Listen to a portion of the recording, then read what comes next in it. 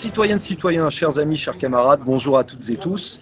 En cette rentrée donc de septembre, alors une rentrée déjà bien entamée, se réunissent un certain nombre de syndicalistes de combat qui sont au cœur des luttes dans plusieurs secteurs et qui vont répondre à deux questions et puis de manière générale échanger sur la situation très bouillante, très chaude en France à l'heure actuelle pour les travailleurs.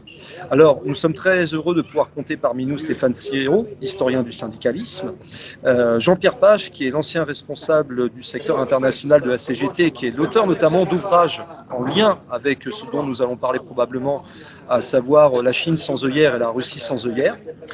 Béranger Cernon, qui est l'un des responsables de la CGT cheminot de Paris-Gare de Lyon. Séri Keshti, qu'on est également content d'avoir parmi nous, qui est secrétaire général de la CGT Énergie de Paris. Gilliatt de Stark, qui est responsable CGT dans une entreprise de transport du côté de l'Ille-et-Vilaine, il présentera peut-être mieux que moi, et nous espérons qu'il pourra se connecter, notre camarade Yanis Dumont, qui est responsable du syndicat étudiant lycéen apprenti, du CELA, qui est en train de se constituer notamment dans le département du Nord. Merci beaucoup d'avoir accepté cette invitation qui permet un peu de faire le point sur les luttes. Un contexte de lutte qui d'ailleurs est très actif en ce moment, on peut dire très chaud, même en Europe, puisque l'on voit tous les grands mouvements de masse qui se développent par exemple en République tchèque, par exemple au Royaume-Uni, même si évidemment avec l'actualité et le décès de la reine d'Angleterre, eh bien les médias penchent là-dessus avant tout. Mais on voit se soulever progressivement donc une colère populaire très importante en Europe. Alors la question est très simple et je vais d'abord me tourner vers Stéphane pour commencer. Comment faire pour que ce qui se passe ailleurs en Europe puisse également se produire en France, sachant que la colère populaire est également très importante en France? Alors si j'avais la solution, ça serait bien, hein. Je crois que dès demain matin, tout le monde serait dans la rue mobilisé pour protester. Alors, pour revenir sur ce qui se passe dans ces pays, notamment en Angleterre, enfin, en voyant ça de très loin quand même, hein. Moi, je suis pas spécialiste de ce pays et j'ai pas non plus regardé avec beaucoup de précision ce qui s'y passe, mais on est manifestement plutôt dans des mobilisations qui sont des mobilisations sectorielles, hein, et qui sont pas, à ma connaissance en tout cas pour le moment, un mouvement de masse au sens d'un conflit généralisé, d'une mobilisation générale, tel qu'on a pu en connaître chez nous, notamment à des intervalles réguliers, ce qui ne retire rien évidemment au côté inflammable du contexte et à la force de ces mobilisations, surtout dans un pays où effectivement ça fait quand même bien longtemps qu'il n'y avait pas eu des mobilisations de cette ampleur. Chez nous aussi, on a, ça fait quand même des mois, hein, que des conflits localisés dans les entreprises se développent au moins depuis l'automne, hein, l'automne-l'hiver, avec notamment les négociations obligatoires sur les salaires. On a même vu enfin, vous avez vu aussi bien que moi, des conflits qui se sont développés, y compris dans des secteurs pas du tout habitués à ce type de mobilisation, et qui continuent, hein. Je pense que quand on aura les statistiques de grève de l'année 2021 et de l'année 2022, à mon avis, on va avoir une résurgence des journées non travaillées, comme dit le ministère du Travail, mais qui restent là aussi pour le moment des conflits professionnels, des conflits d'entreprise, des conflits, bref, qui restent ce que les sociologues appellent des micro-conflits au sens d'une conflictualité localisée et qui, pour le moment en tout cas, ne se généralise pas. Alors, il manque beaucoup de choses, hein, à mon sens. Je serais peut-être pas très optimiste, hein, j'espère que vous le serez davantage que moi, mais il est compliqué d'imaginer, dans l'immédiat en tout cas, une génération qui déboucherait vers un vaste mouvement de masse, ne serait-ce que parmi bien d'autres faiblesses, il y a celle, je dirais, de la dévitalisation des confédérations. On sait très bien que il faut forcément une orchestration, il faut forcément une articulation qui puisse permettre à un moment donné d'envisager une mobilisation plus globale, plus générale et qui se retrouve sur des revendications communes. Alors il y en a. Effectivement, on voit bien que la question salariale est très prégnante.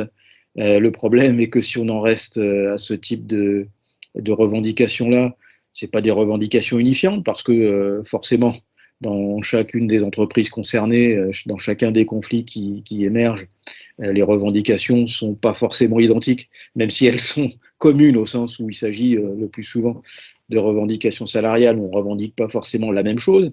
D'ailleurs, je suis un peu surpris que notamment les, les responsables au niveau national ne réfléchissent pas précisément à des revendications unifiantes. Je pense par exemple à celle de l'échelle mobile des salaires.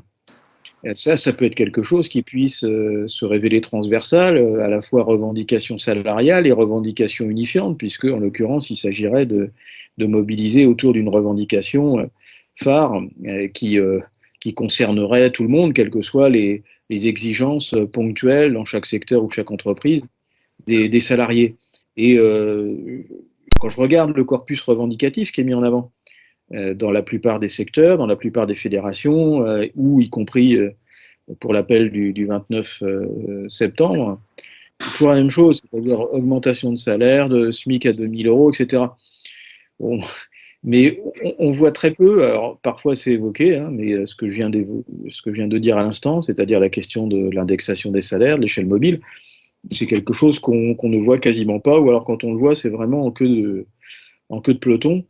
Voilà, parce qu'à la limite, moi, que mon salaire, enfin, je suis fonctionnaire, hein, que mon salaire augmente de 3,5%, ça m'est un peu égal si l'inflation est de 10. Donc, je peux revendiquer ad vitam aeternam des augmentations de salaire qui, au fond, telles quelles, ne rattraperont certainement jamais le niveau d'inflation tel qu'on le connaît aujourd'hui. Donc, c'est la raison pour laquelle, à la fois en termes pratiques et en termes conceptuels, hein, essayer de travailler sur des revendications transversales, c'est évidemment un élément qui me paraît crucial dans l'éventualité d'une mobilisation généralisée. Quand on regarde ce qui s'était passé au premier semestre 2018, dans le fameux printemps social de 2018, c'est aussi ça qu'il avait manqué. On avait eu une superposition de mobilisations qui souvent étaient des mobilisations d'ampleur, hein. Bon, évidemment, on s'en souvient avec celle des cheminots qui était un peu la mobilisation phare pendant cette période-là. On entendait parler en permanence de convergence des luttes, mais c'était resté à l'échelle du discours, mais ça ne s'était pas matérialisé concrètement.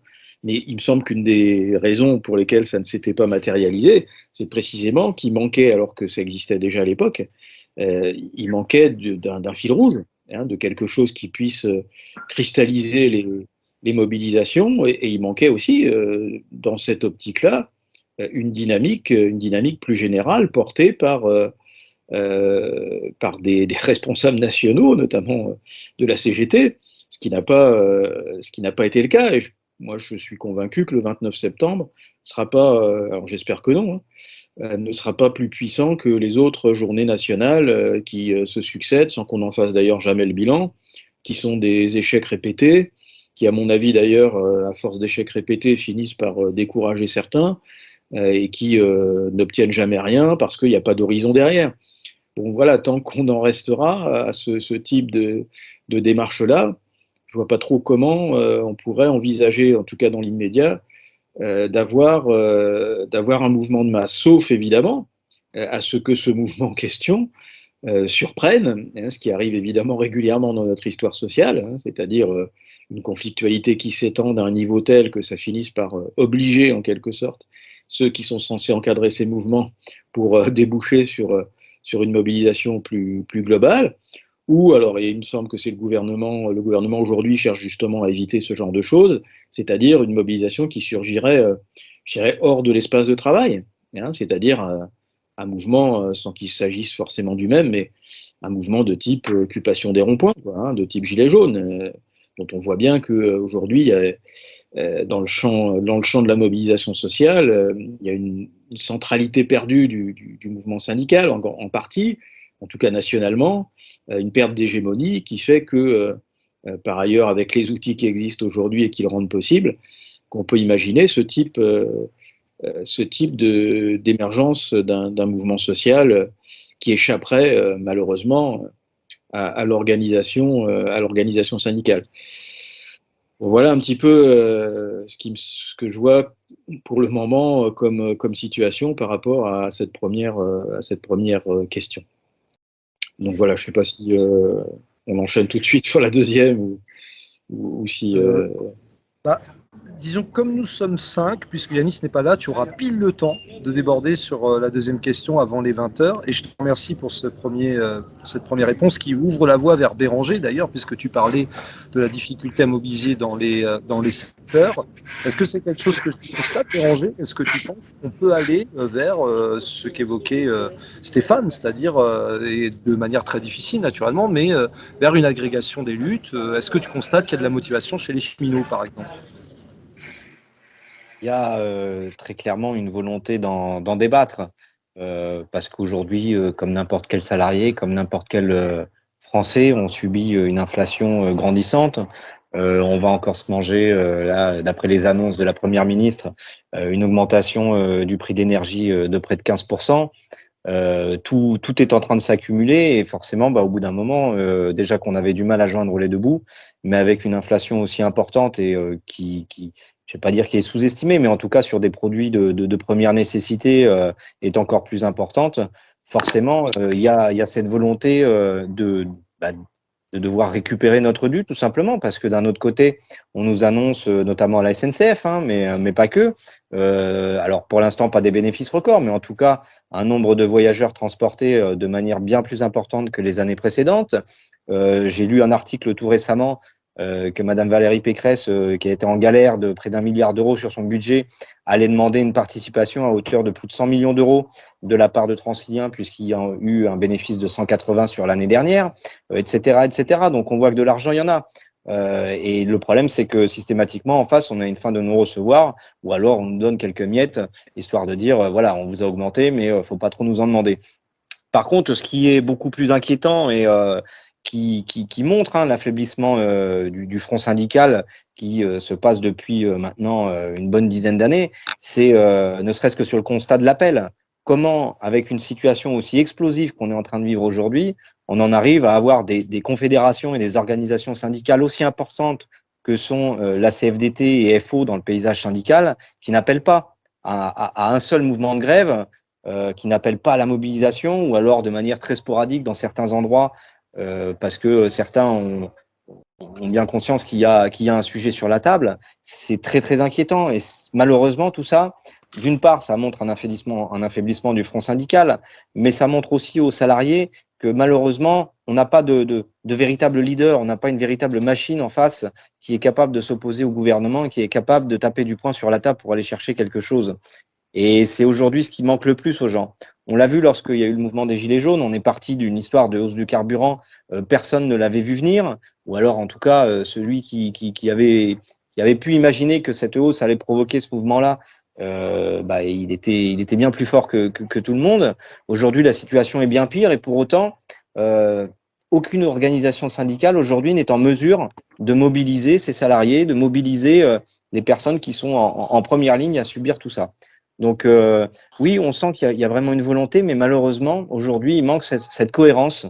C'est vrai que quand on parlait, quand Stéphane parlait tout à l'heure de mesures, en tout cas de demandes qui catalyseraient justement cette colère et qui amèneraient à une mobilisation de masse, bah, malheureusement, même ça, on n'est pas capable de le faire, même ça, on n'est pas capable de le mettre en avant. Aujourd'hui, on reste sur des grands principes. Voilà, alors c'est bien de parler de grands principes, emploi, le salaire, etc., etc.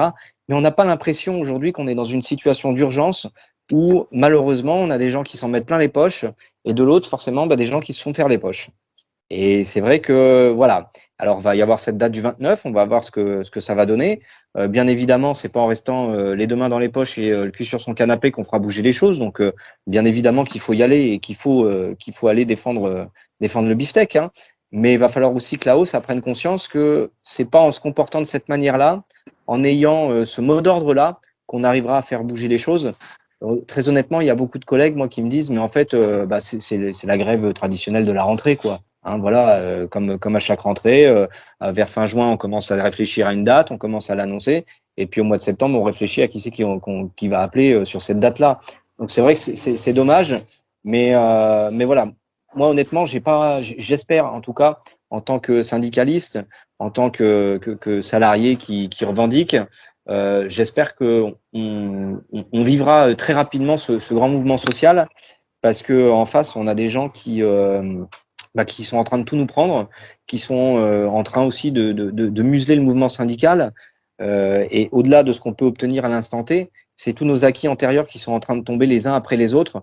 Quand on voit que la question des retraites serait mise dans la question du budget de la sécurité sociale, enfin, je veux dire, j'ai pas souvenir, alors je suis pas vieux non plus, hein, mais j'ai pas souvenir qu'on ait subi une telle attaque vis-à-vis d'un monument comme la question des retraites.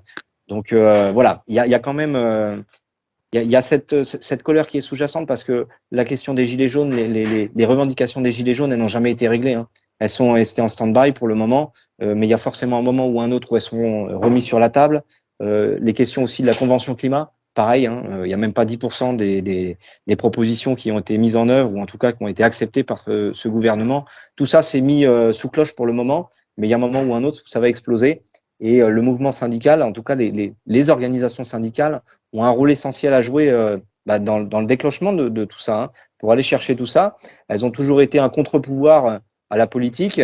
Et va falloir que ce contre-pouvoir, elles l'assument, et puis qu'on retrouve de la cohérence et surtout un vrai leadership sur le mouvement social, parce que c'est pas en partant chacun dans son coin, et on le sait très bien, qu'on arrivera à obtenir des choses. On obtiendra quelques petites choses, bien évidemment, parce qu'en face, ils ont bien conscience que quand ça coince, quand la production est bloquée, c'est nous qui créons la richesse. Par contre, ils savent aussi qu'en donnant quelques miettes, parfois, on arrive à débloquer la situation. Et ça, va pas falloir retomber dans ces travers-là. Donc voilà, j'espère que chacun va jouer sa partition, va jouer son rôle, et va réussir à mettre en musique tout ça. Voilà pour cette première question.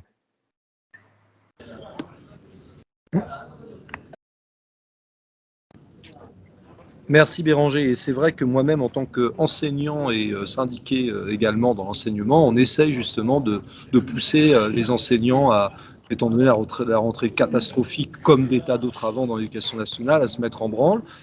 Mais ça me permet de rebondir, puisque tu parles de ça va exploser. Jean-Pierre, qui a occupé des fonctions importantes au sein de la CGT, notamment sur le plan international, mais qui connaît bien aussi les problématiques nationales, ça va exploser.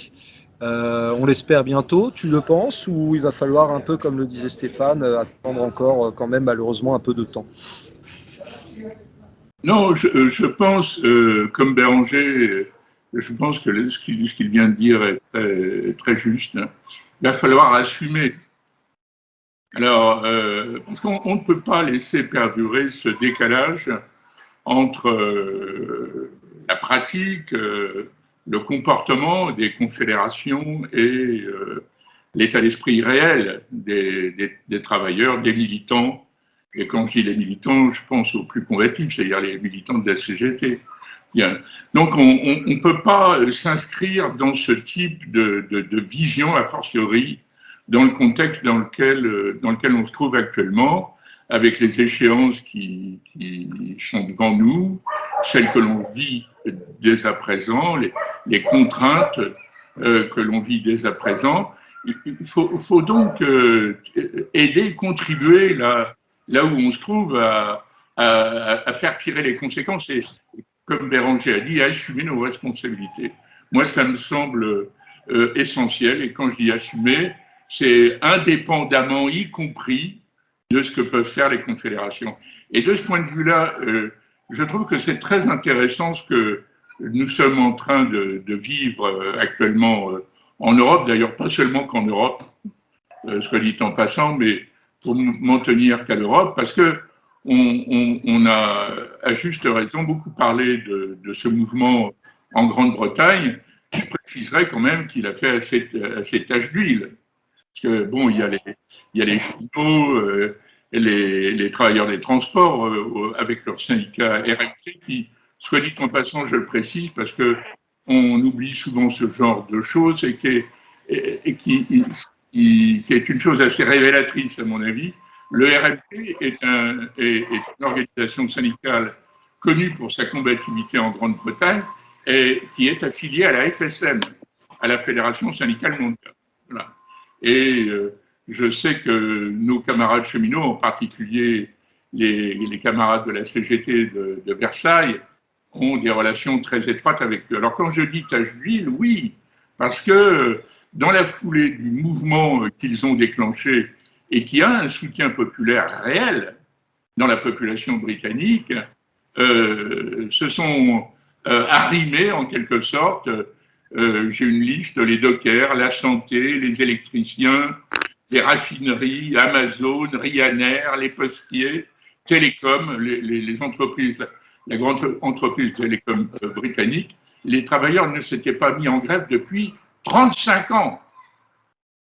Et donc, ce mouvement d'ailleurs a pris une telle importance qu'il fait actuellement l'objet d'une campagne de dénigrement absolument insensée. Enfin, dans les quotidiens britanniques, notamment dans certains quotidiens, ceux du groupe Murdoch par exemple, on va jusqu'à traiter les grévistes actuellement, les travailleurs qui sont en lutte, notamment les travailleurs des transports avec le RMT, de larbin de Poutine. Vous voyez? Et on présente ça comme une espèce de cabale d'extrême gauche, parce que la presse, les médias britanniques font. Mais cela n'empêche pas que nos camarades bénéficient d'un soutien populaire réel. Alors, on a les Britanniques, mais il n'y a pas seulement ça. Il y a ce qui se passe en Hollande actuellement. En Hollande, en Autriche, en Allemagne, avec de nombreuses manifestations, et y compris avec des mots d'ordre qui sont parfois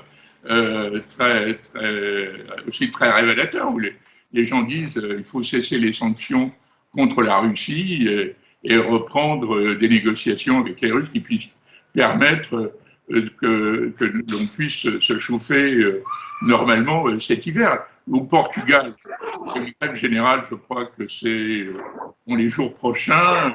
En Italie, il y a eu des actions tout à fait exemplaires, en particulier des dockers contre les transports d'armement en Ukraine, ou à Gênes en particulier et à Pise, les travailleurs se sont opposés donc au transport d'armes pour l'Ukraine, armes que l'on sait d'ailleurs qui n'arrivent jamais même sur le front, puisque on estime à 70% le trafic d'armement en Ukraine. Voilà. Alors, tout ça, je pense, témoigne d'une évolution significative de l'état d'esprit. Je crois qu'un très grand nombre de travailleurs, que ce soit chez nous ou ailleurs, ont conscience que nous allons vers une situation de crise absolument aiguë, avec des conséquences sociales qui seront des conséquences sociales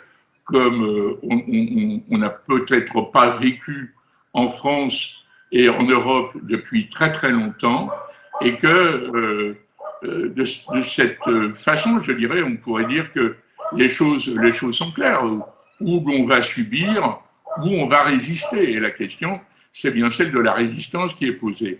Mais seulement pour résister, je partage ce que disait Stéphane tout à l'heure sur le besoin de revendications unifiantes. L'échelle mobile en est une, effectivement, mais je crois qu'on a surtout besoin de construire les stratégies qui sont des stratégies sur la durée et qui partent évidemment, qui partent des entreprises, qui partent des lieux de travail, parce que en définitive et en dernière analyse, la contradiction capital-travail, c'est là qu'elle s'exprime d'abord. Bon, donc il faut construire à partir des entreprises.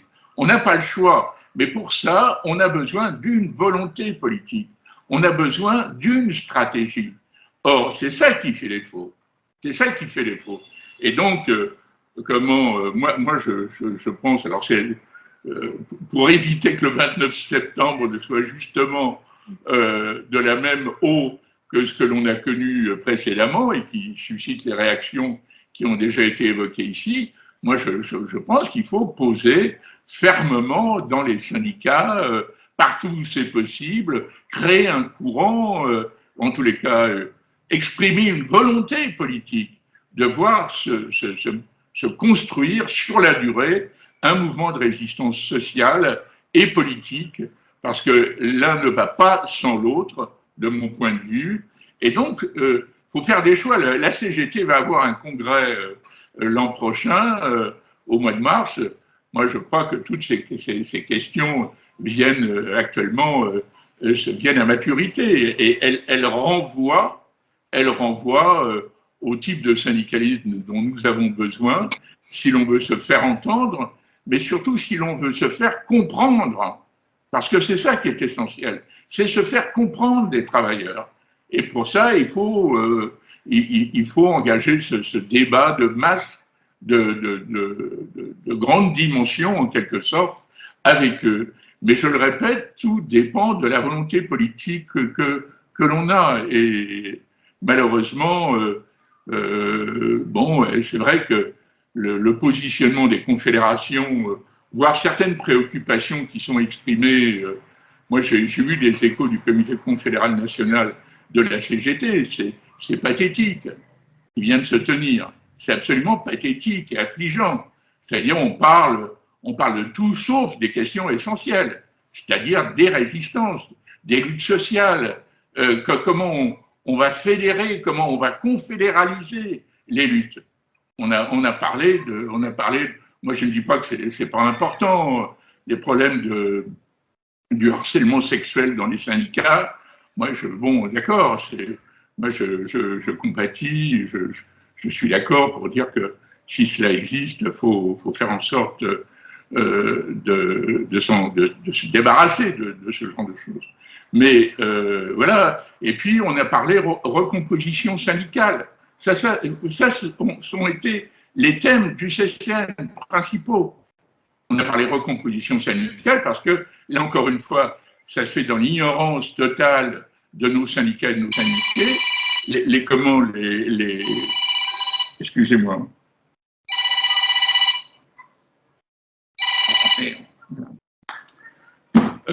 Ça se fait dans l'ignorance de nos syndicats. On sait maintenant qu'il y a tout un processus qui est engagé d'unification, en quelque sorte, entre la CGT, la FSU et Sud, y compris avec ce que l'on a coutume d'appeler des organisations représentatives de la société civile, dans une perspective d'organisation, d'association, syndicalo-sociétale, voilà, où les revendications sociétales, évidemment, prendront le pas sur les revendications sociales et revendications de classe des travailleurs. Alors, on discute de tout ça, et pendant ce temps-là, évidemment, la situation se poursuit dans les conditions qu'on sait et avec des rendez-vous qui vont se tenir et qui vont être particulièrement durs parce que la volonté du gouvernement et du patronat, elle ne change pas. Il y a les rapports de force, certes, qui pour le moment, les font peut-être réfléchir sur la méthode, mais sur l'objectif, je pense qu'ils sont tout à fait déterminés à avancer dans la direction qui est la leur. Donc on est vraiment au pied du mur, quoi, en quelque sorte, et on est vraiment à l'heure des choix et des décisions à prendre, et il va bien falloir les prendre, voilà. Merci Jean-Pierre. Et ben justement, ça va me permettre d'enchaîner à travers ce que tu viens de dire en ce qui concerne cette détermination et cette stratégie à appliquer là où on peut et notamment localement. Justement, Gilliatt, toi qui es travailleur et engagé CGT dans une société de transport en Ille-et-Vilaine, si je ne me trompe pas, qu'est-ce que tu peux en dire de ce point de vue? Est-ce que tu penses que cette volonté, cette stratégie peut se décliner, en tout cas peut au moins mobiliser à minima en vue du 29 septembre et on espère bien au-delà pour faire durer le mouvement?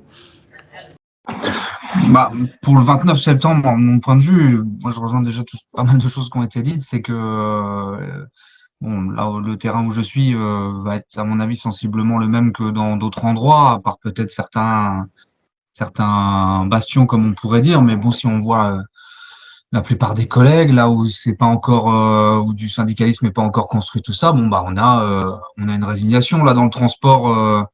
Bon, c'est dans le transport en général, hein, c'est pas que le transport de voyageurs comment dire, en carrébus, mais comment dire, en bon anglais, le turnover, hein, la rotation des emplois, elle est quand même extrêmement puissante en ce moment. Bon, on l'a entendu, il y a eu pas mal, on en a beaucoup parlé quand il s'agissait de s'inquiéter s'il y aurait assez de cars, assez de chauffeurs en tout cas pour conduire les cars pour les élèves. Bon, donc dans une situation comme ça où dans les entreprises il y a beaucoup de rotation, de départ, de rentrée de nouveaux collègues, de départ d'anciens collègues, parfois même de syndiqués, qu'ils soient CGT ou d'autres, hein, d'ailleurs, mais bon, le plus dommageable, c'est évidemment quand c'est syndiqué combatif.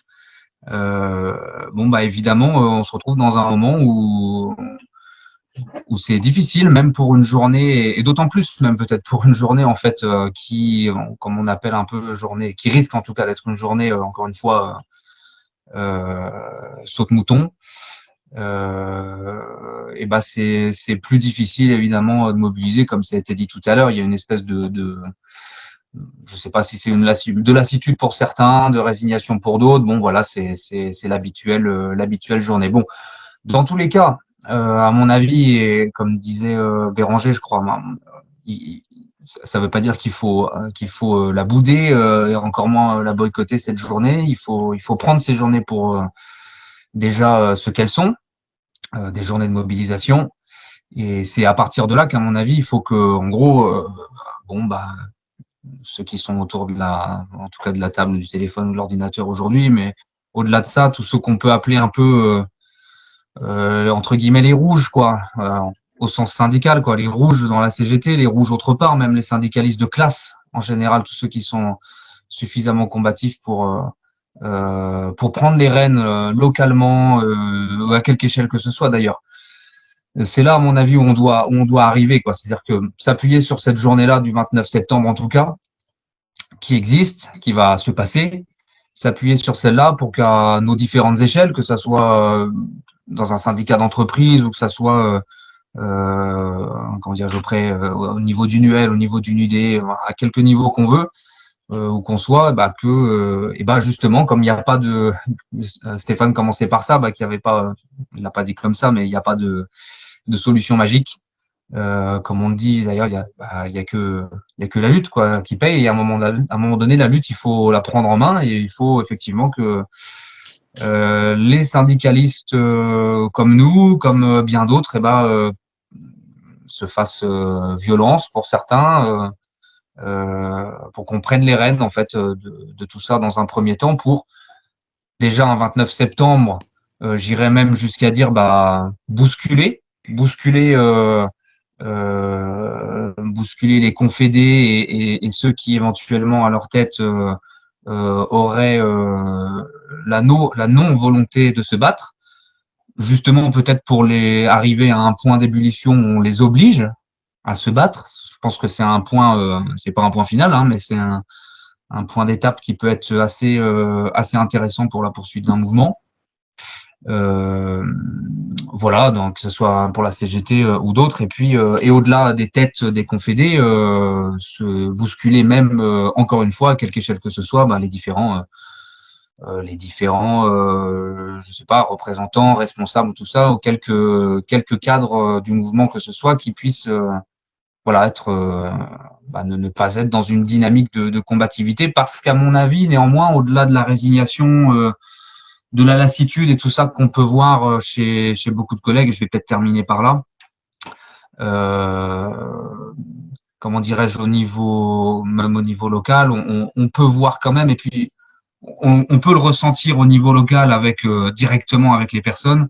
Et quand on articule tout ça avec une situation nationale, internationale et globale, il suffit de gratter un petit peu pour voir que derrière, en fait, la lassitude, quand même, il y a une espèce de demande, en fait, de combativité. Ça ne demande que à ce que, voilà, les syndicalistes comme nous, les syndicalistes, en tout cas les plus, et bien d'autres, tout aussi, voire bien plus combatifs, prennent en main les choses et se bougent pour finalement ne pas donner raison justement à ces mêmes collègues, salariés, travailleurs qui qui finissent par dire bah non, non, non, moi j'en ai marre, les syndicats c'est tous les mêmes, c'est juste pour se planquer, et puis moi je m'arrange tout seul. Bon, ces collègues-là, ces travailleurs-là, et puis cette idée globale-là, et cette résignation-là, faut la combattre, évidemment. Il faut la combattre sur le fait que, comment dirais-je, euh,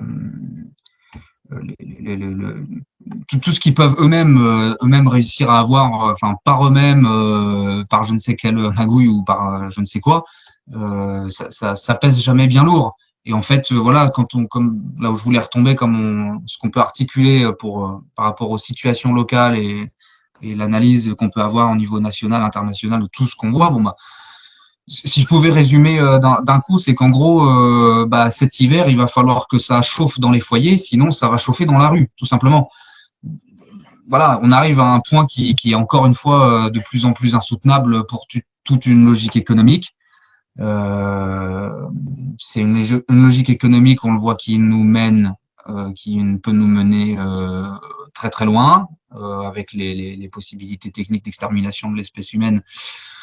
On peut aller, vous comprenez, très loin. Bon, bah, je pense qu'il faut qu'on arrive à donner raison.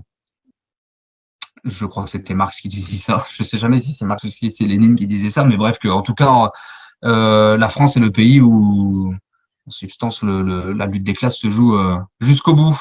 Donc, c'est ça qu'il faut essayer de gagner. Voilà. Bon, c'est pas simple en 5 minutes, hein, évidemment, de traiter de tout ça, mais la situation est pas simple pour les rouges, grosso merdo, pour les syndicalistes de classe. Mais c'est pas perdu. Et si on prend les choses en main, il y a encore évidemment un espoir. Et je terminerai surtout par là qu'il faut, à mon avis, pas craindre. On verra. Je ne sais pas vers où, en tout cas nous concernant, va la CGT. On a un congrès qui arrive.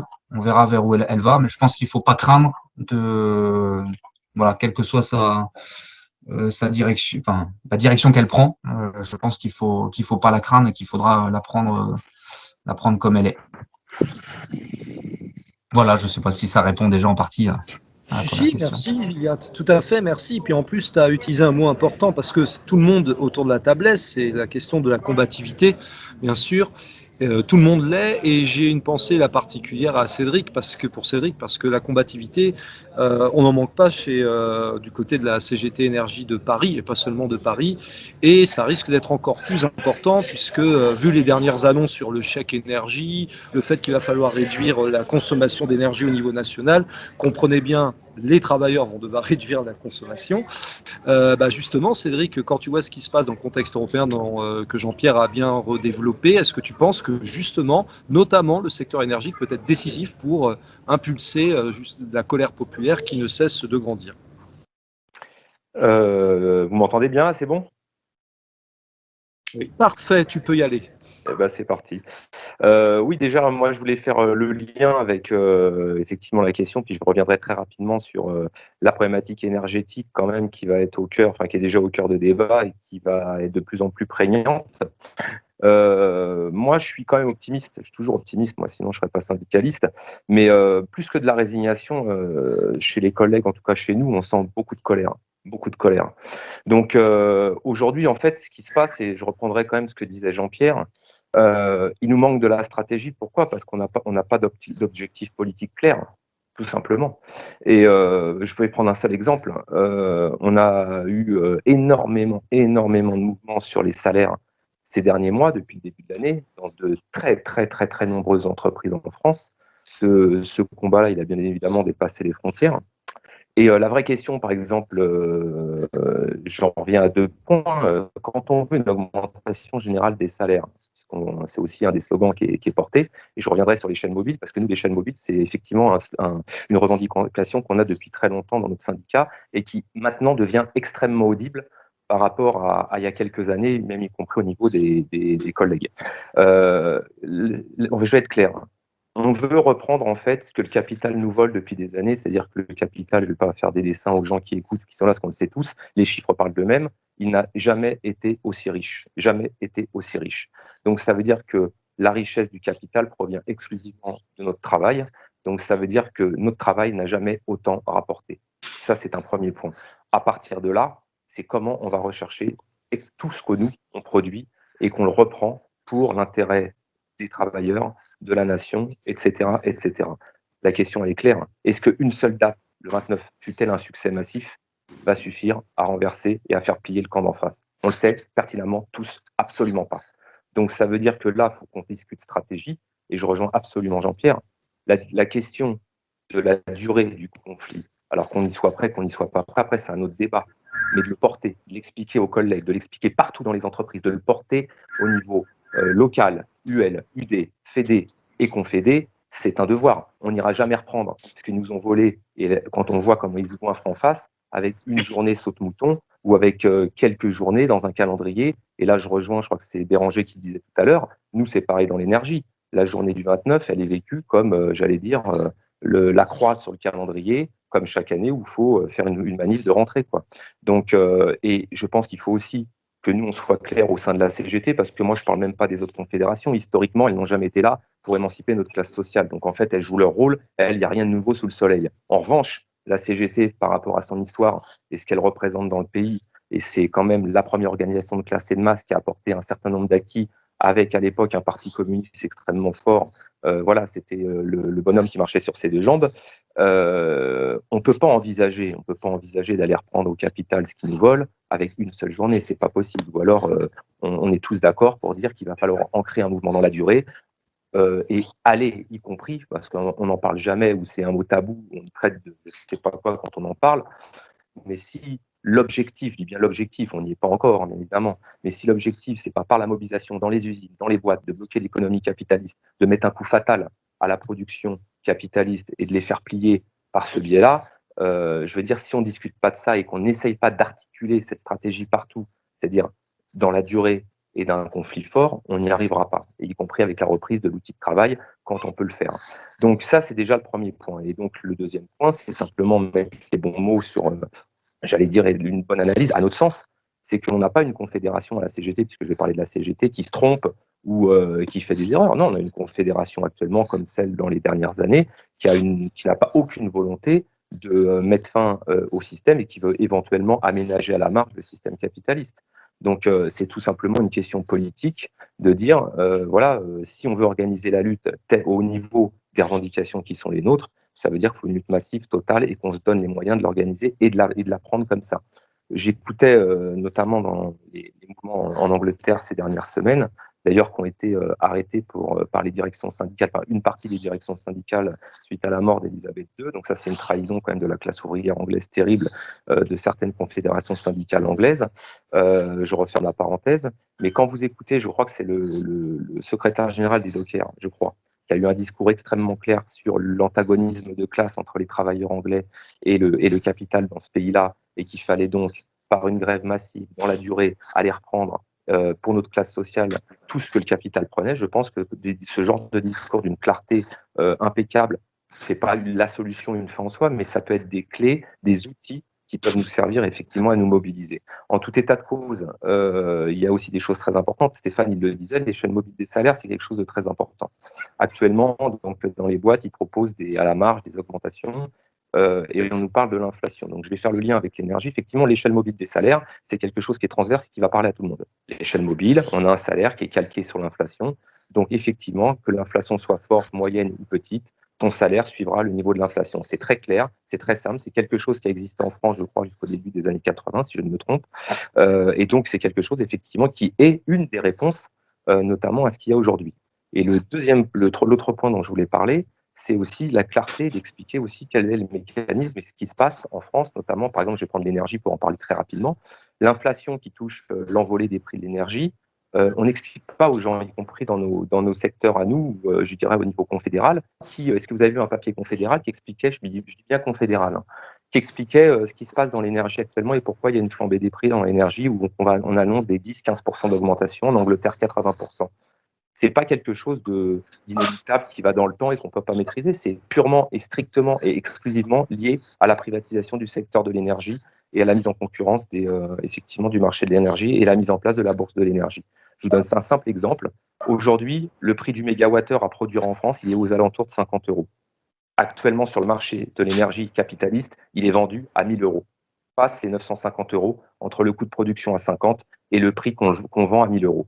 Il va dans la poche des grands propriétaires du capital européen et effectivement des grands patrons, donc des grands actionnaires. Donc ça veut dire qu'aujourd'hui, par exemple, une solution claire, c'est aussi de parler de la socialisation des moyens de production et notamment des grands services publics indispensables à la nation et de la propriété de l'entreprise. C'est-à-dire qu'aujourd'hui, clairement, dans l'énergie, on a privatisé le secteur comme de nombreux secteurs.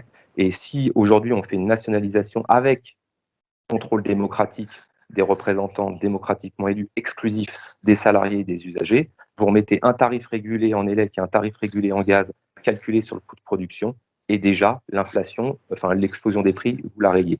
Quant à la pénurie d'énergie, c'est tout simplement, c'est pas lié à la guerre entre la Russie et l'Ukraine, même si c'est un phénomène qui accélère, puisque effectivement, il va manquer de gaz, c'est uniquement lié aussi à la destruction du tissu industriel en France. Alors, notre exemple, on pourrait le multiplier sur plein de secteurs, mais le fait est d'avoir fermé des centrales nucléaires quand Macron ferme Fessenheim il y a quelques années, et qu'aujourd'hui, il annonce qu'il va construire, je sais plus, 8 ou 9 EPR et qu'on se rend compte qu'on n'est plus en autonomie énergétique. Je rappelle quand même que quand on était service public il y a encore 20-25 ans, la France était le premier exportateur d'énergie en Europe, notamment électrique, et on était en autosuffisance.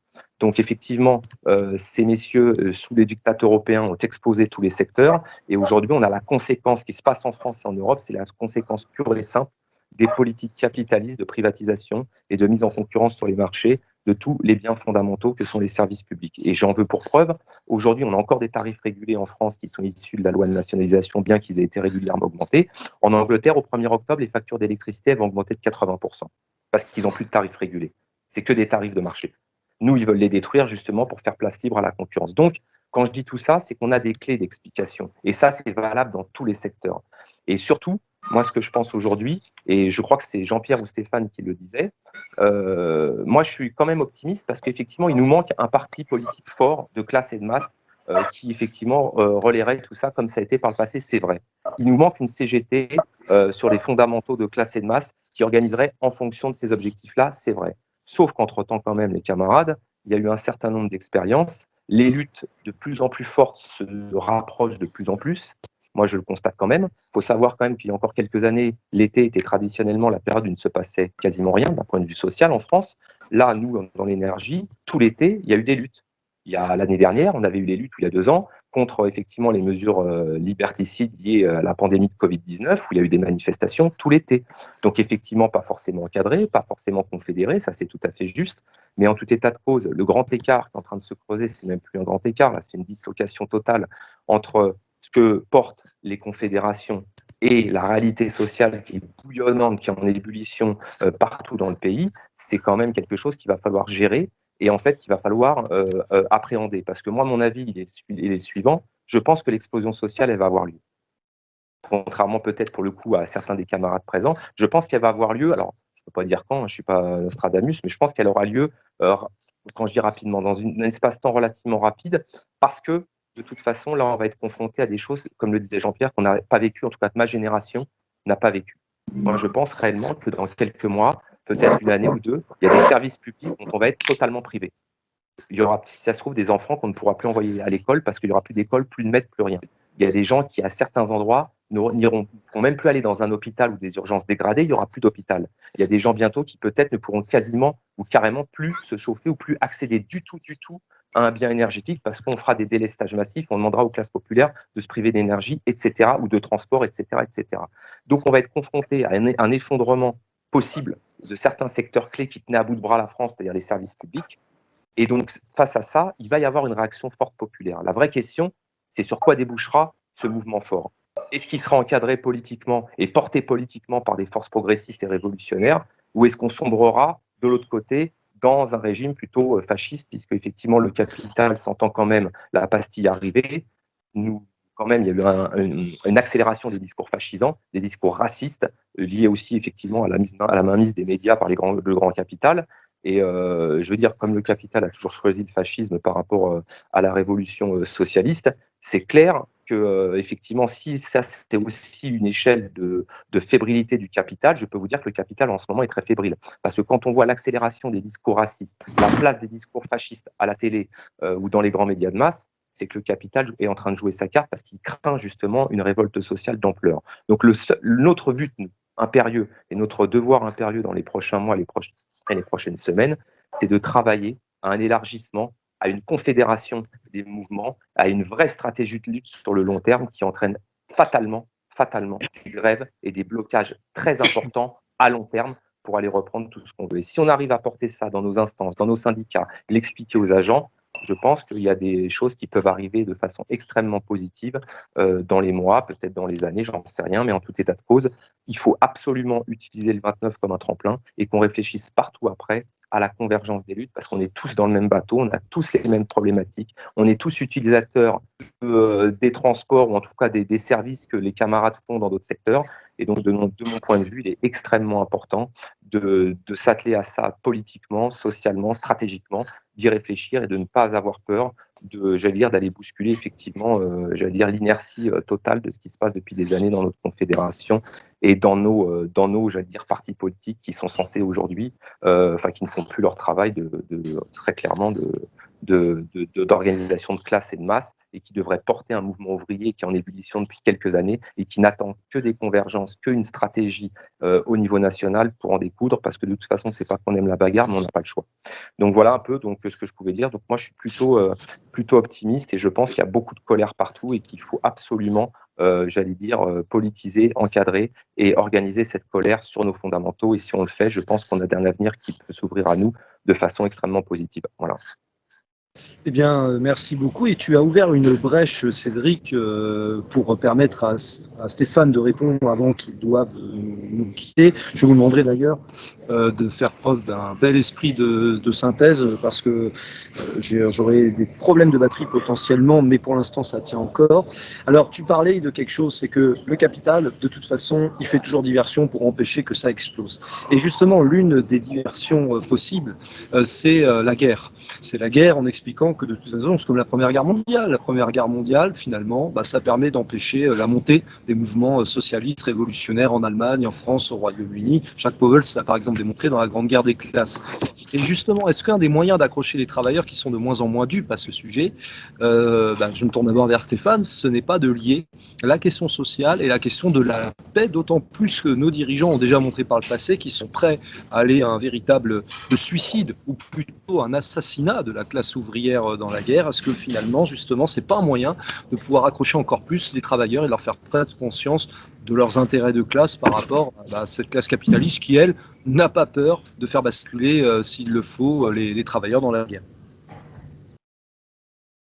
Alors, je répondrai rapidement parce que je parte là dans moins de 5 minutes.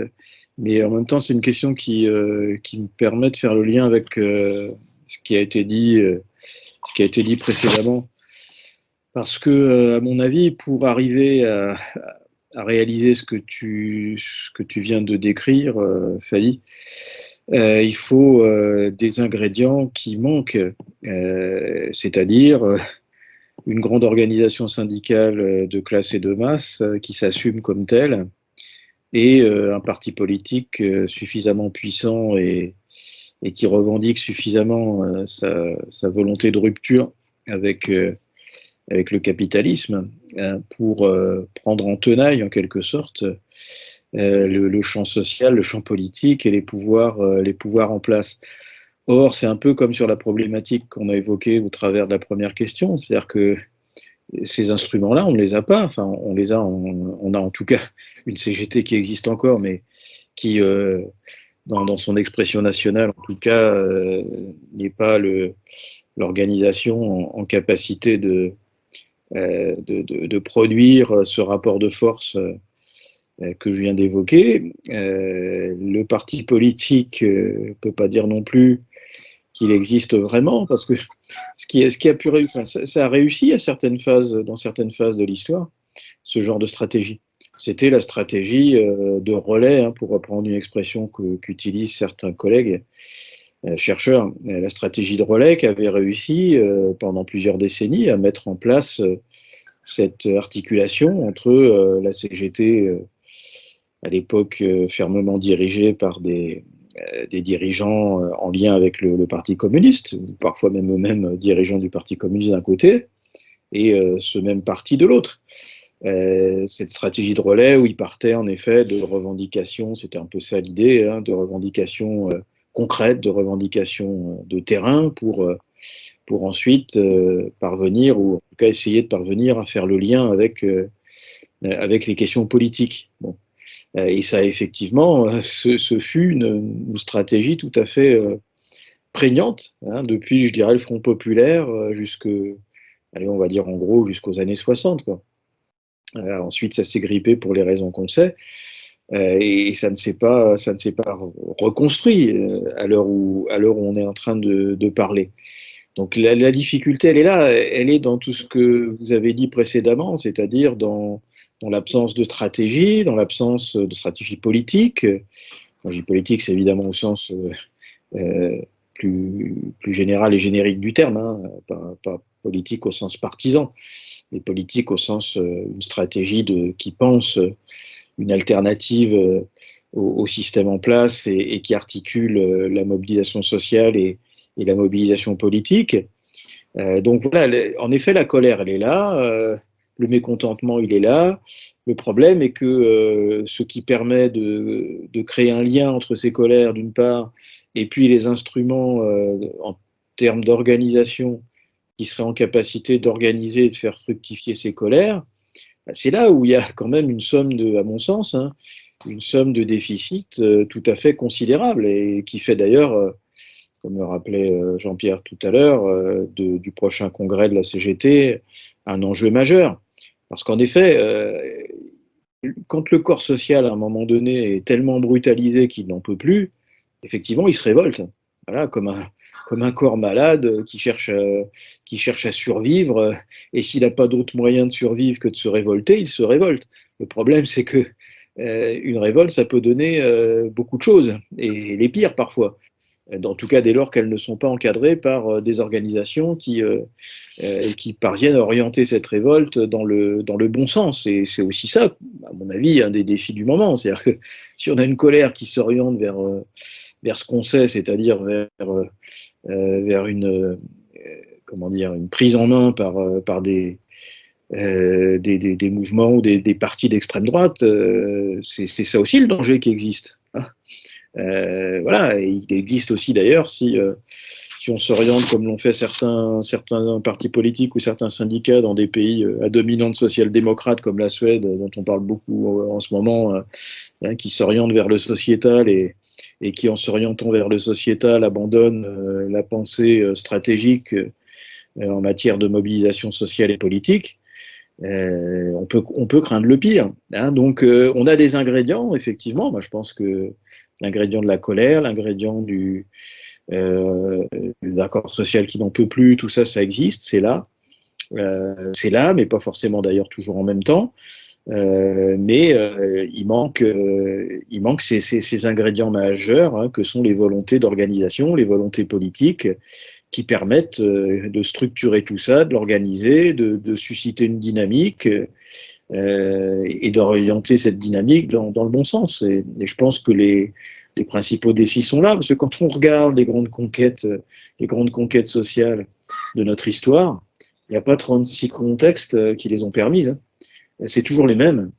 Alors avec bien sûr des organisations différentes, mais c'est toujours les mêmes, c'est-à-dire des contextes dans lesquels le système capitaliste s'est trouvé, et l'ordre dominant plus généralement, s'est trouvé pris en tenaille, hein, entre d'un côté une puissance sociale et de l'autre une puissance politique.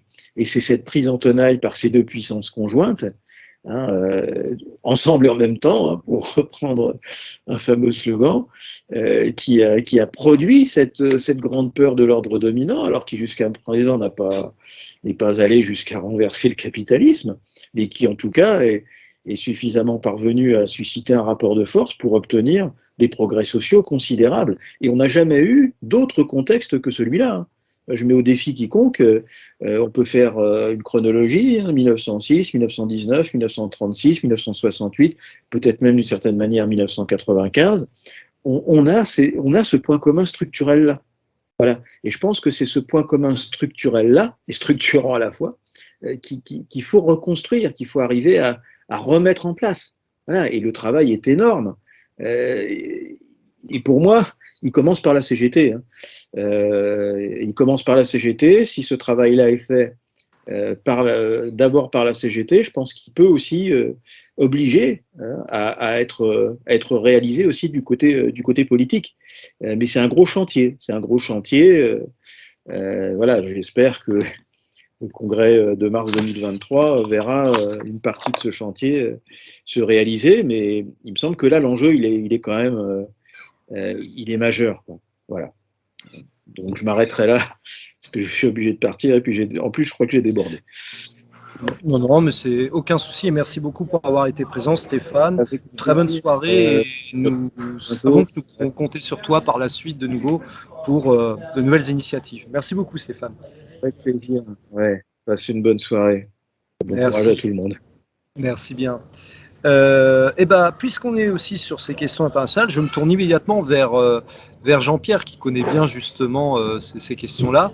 Est-ce que tu penses, par rapport à tout ce qui a été dit et prenant en compte bien sûr les remarques de Stéphane sur les questions organisationnelles, est-ce que tu penses malgré tout qu'en ce moment, il y a la question de la paix, ça peut être un moyen de mobiliser les travailleurs qui comprennent bien quand même qu'il y a de l'enfumage sur toutes ces questions de tout est la faute à la guerre en Ukraine, on peut rien faire, faut se taire, faut tout accepter, les restrictions d'électricité, de nourriture, de tout ce qu'on veut, etc. Je dirais que l'expérience que nous avons vécue ces 2 dernières années avec la pandémie, ça a été pour beaucoup de gens, je crois, très révélateur pas seulement des carences et des lacunes, mais du fait fondamentalement que le système économique et politique dans lequel nous vivons, le système capitaliste, c'est un système qui ne fonctionne pas. C'est-à-dire, c'est un système qui est devenu même aux yeux de beaucoup de gens totalement archaïque par rapport aux besoins, par rapport aux défis auxquels les peuples, l'humanité doit faire face. Ça touche à tout ce que sont les enjeux, les défis économiques et sociaux, environnementaux, démocratiques, politiques. Aujourd'hui, on assiste à une fascisation du point de vue de l'exercice des droits démocratiques, des libertés, qui est indiscutable. On ne peut pas ignorer le fait que le monde occidental tel qu'il s'est manifesté jusqu'à présent, y compris après la destruction de l'Union soviétique, ce monde occidental est non seulement malade, mais il est en déclin. Enfin, c'est une réalité qui est devenue absolument incontestable. Alors, on cherche à reculer les échéances, mais on voit bien la crise systémique, l'ampleur de la crise dans laquelle on est plongé, et surtout les événements qui peuvent arriver. Tout le monde parle très sérieusement de la perspective maintenant très, très concrète et prochaine d'un véritable crash financier. Il faut voir l'ampleur de l'endettement, l'ampleur de l'ampleur de l'endettement, l'ampleur de l'inflation qui atteint des niveaux qui n'ont jamais été atteints dans des pays comme aux États-Unis, on en est à 9%. En France, on les avoisine. Dans la plupart des pays de l'Union européenne, c'est le cas. Bon, donc on est dans une situation extrêmement périlleuse. Et ça, si l'on croit que les gens sont incapables de le voir, on loupe vraiment quelque chose. Moi, je pense qu'il y a une conscience, elle est peut-être plus ou moins claire, mais il y a une conscience que, non, décidément, non, ça marche pas. Alors, on nous a fait le coup avec le Covid et on a vu la situation de notre état de santé. Aujourd'hui, avec la crise en Ukraine, on voit aussi l'état de l'économie, notamment en Europe, la situation de l'euro, personne ne peut parier sur l'avenir, non seulement des institutions, mais surtout d'une institution comme l'euro. Son avenir, c'est un avenir des plus incertains. c'est le moins qu'on puisse dire. Et les événements que nous vivons actuellement ont par ailleurs, ont par ailleurs comme conséquence des crises politiques indiscutables. Alors, on voit ce qui vient de se passer en Grande-Bretagne avec la démission de Johnson, oui, et on voit là ce qui arrive avec les élections en Italie et la victoire probable de l'extrême droite et de la droite réunie. Et prenons l'Allemagne. L'Allemagne, c'est exactement identique, c'est-à-dire le pouvoir en place est extrêmement fragilisé. Bien, on peut comme ça multiplier les exemples qui montrent que en Occident, dans les pays développés, on a une crise qui s'apprête à passer à une autre étape qui sera particulièrement destructrice et qui, cumulée, peut provoquer effectivement des déchirures avec des conséquences que, bon, on peut peut-être pas totalement imaginer, mais en tous les cas qu'on peut supposer et qui seront de véritables reculs de civilisation. Alors, comme disait Stéphane à l'instant, toute la question c'est de savoir si là les gens vont accepter sans réagir ou si ou Cédric disait ça aussi également. Enfin bon, il y a les raisons de la colère et les raisins de la colère, ils sont bien là, ils sont pas ailleurs. Et donc il n'y a pas de perspective avec la politique qui est actuellement suivie. Il n'y a pas de perspective d'amélioration, mais au contraire d'aggravation. Et c'est ça le véritable problème par rapport à ce à quoi nous sommes confrontés.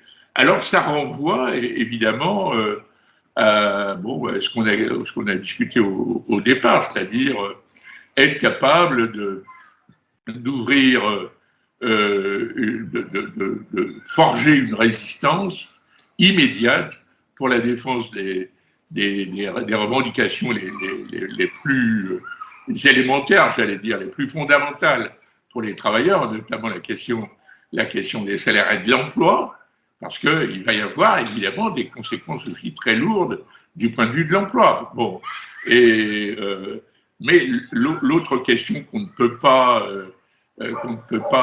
traiter de façon empirique ou désinvolte, c'est évidemment la question de l'alternative politique au système dans lequel on est plongé actuellement.